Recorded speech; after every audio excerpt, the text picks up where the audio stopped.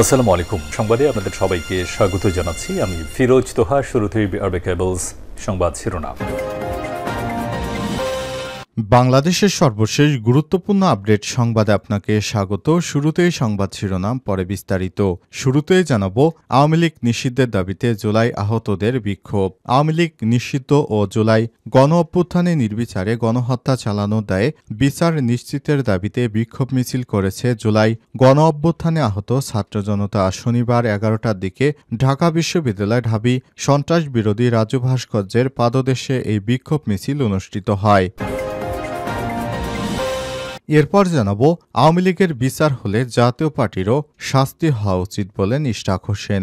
আওয়ামী লীগের সহযোগী সুবিধাভোগী যাদের গায়ে রক্তের দাগ লেগে আছে তাদের মধ্যে অন্যতম জাতীয় পার্টির চেয়ারম্যান জিএম কাদের। আওয়ামী লীগের বিচার হলে জাতীয় পার্টিরও শাস্তি হওয়া উচিত। আর শনিবার 22শে মার্চ নিজের ভেরিফাইড ফেসবুক পেজে এসব কথা বলেছেন বিএনপি নেতা ইঞ্জিনিয়ার ইশরাক হোসেন। এদিকে আওয়ামী লীগকে ভোটের সুযোগ না দেওয়ার দাবি খেলাফতে মজলিসের। বিচারের আগে আওয়ামী লীগকে নির্বাচনের সুযোগ না দেওয়ার দাবি জানিয়েছে খেলাফতে মজলিস। আর শনিবার জাতীয় সংসদ এলডি হলে জাতীয় ঐক্যমত কমিশনের সঙ্গে সংলাপ শেষে দলটির মহাসচিব ড আহমেদ আব্দুল কাদের এই কথা জানান। এবারে জানাবো, র্যাব সদস্যদের জনসেবার মানসিকতা নিয়ে কাজ করার আহ্বান স্বরাষ্ট্র উপদেষ্টার। র্যাপিড অ্যাকশন ব্যাটালিয়ন, র্যাব ও আর্মড পুলিশ ব্যাটালিয়ন এপিবিএন সদস্যদের জনসেবার মানসিকতা নিয়ে কাজ করার আহ্বান জানিয়েছেন স্বরাষ্ট্র উপদেষ্টা লেফটেন্যান্ট জেনারেল অবসরপ্রাপ্ত মোহাম্মদ জাহাঙ্গীর আলম চৌধুরী। শনিবার রাজধানীর উত্তরা অবস্থিত র্যাপিড অ্যাকশন ব্যাটালিয়ন ও আর্মড পুলিশ ব্যাটালিয়ন এপিবিএনের হেডকোয়ার্টার পরিদর্শনকালে এই আহ্বান জানান তিনি।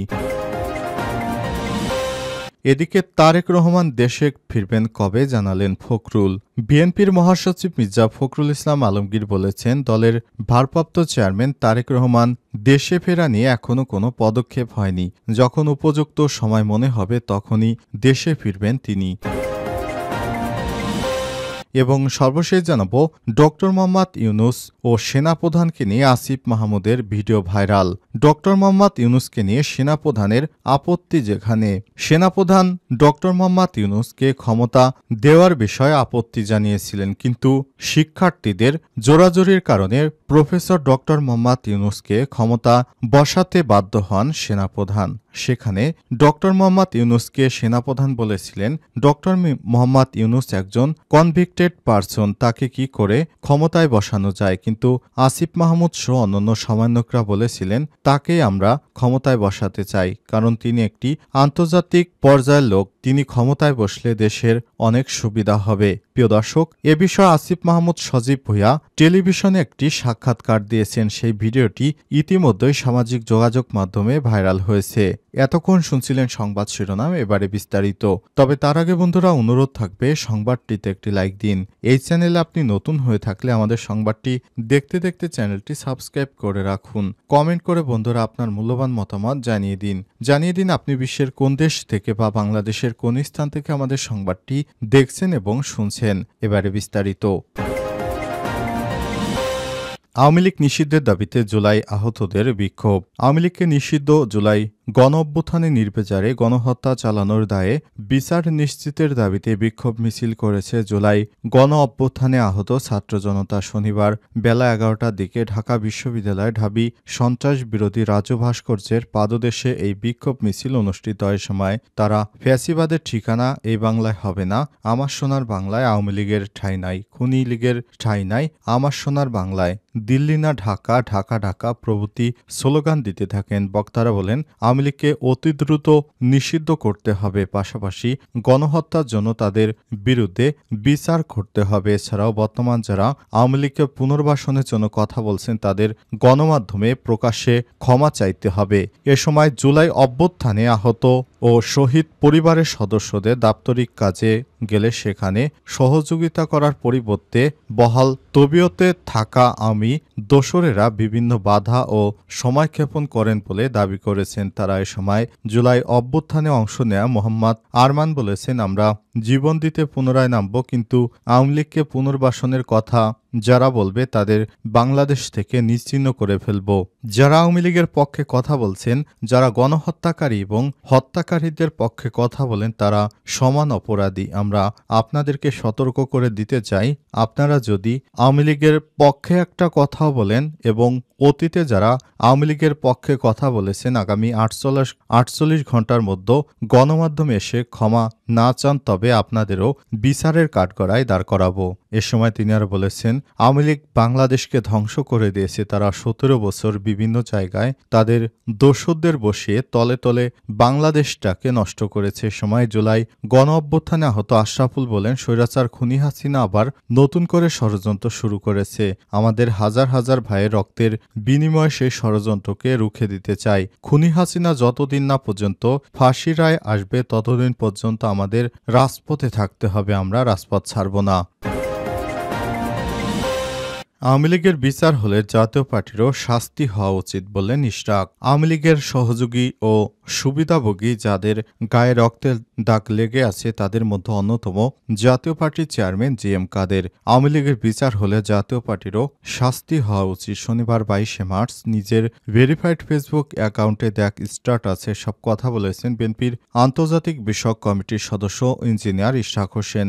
স্ট্যাটাসে ইশরাক হোসেন লিখেছেন, আওয়ামী লীগকে গণতান্ত্রিক রাজনৈতিক দল হিসেবে গণ্য করার কোনো সুযোগ নেই। এটি একটি জলজ্যান্ত গণহত্যাকারী ফ্যাসিস্ট সংগঠন। ফ্যাসিবাদের বৈশিষ্ট্য এক ব্যক্তির পূজা, এক নেতার দেশ, এক দল, সিস্টেমেটিক নিপীড়ন সহ সবকিছুই জনগণের কাছে প্রমাণিত এবং আদালতেও প্রমাণিত। তিনি আরও লিখেছেন, এই সংগঠনের সহযোগী ও সুবিধাভোগী যাদের গায়ে রক্তের দাগ লেগে আছে তার মধ্যে অন্যতম জাতীয় পার্টি মোহাম্মদ এরশাদ, জি.এম. কাদের। আমি মনে করি আওয়ামী লীগের বিচার হলে জাতীয় পার্টিরও বিচার হওয়া উচিত। সেটা বুঝতে পেরেই জি.এম. কাদের এখন আওয়ামী লীগ দলকে বাঁচাতে মাঠে নেমেছেন। এটি অব্যাহত রাখলে আপনাকে প্রচুর প্রভুর বাড়িতে পাঠিয়ে দিবে জনগণ।